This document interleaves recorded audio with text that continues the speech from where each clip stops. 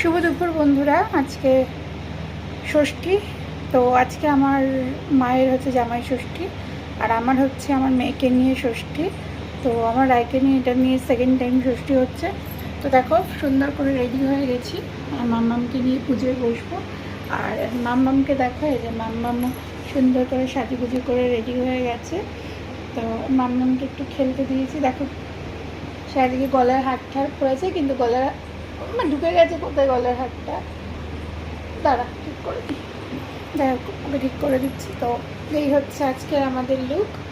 তো এই যে মাম্মা আর মাম্মা রেডি হয়ে গেছে বলে আমরা এখন ষষ্ঠী যাবো। দাদা পুজোয় বসেছে, তো আমরা এখন পুজো ঘরে যাবো। তোমাদেরকে পুজো ঘর থেকে ভিডিও করে দেখাচ্ছি। আমাদের নিয়ম আছে ষষ্ঠী পুজো করতে হয়।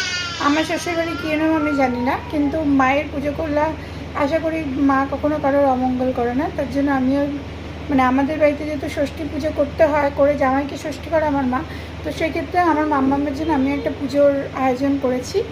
তো মায়ের মা ষষ্ঠীর পুজো, আশা করি মা ষষ্ঠী কখনো রাগ করবে না। আমার মেয়ের সব সময় সৌভাগ্য সব কিছু কামনা করি, যেন সব ভালো হয়, সুস্থ থাকেও।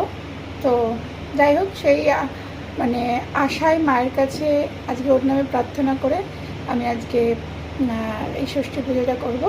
তো কেমন লাগছে আমাকে আর মাম্মামকে তোমরা কিন্তু কমেন্ট করে জানাবে। দেখো এসির রিমোটটাকে দেখে তো নিয়েছে, কোথা থেকে পাগল হয়ে যাব আমি ওর জন্য। কোথায় কি থাকে সব ওর নখদর্পণে হয়ে গেছে।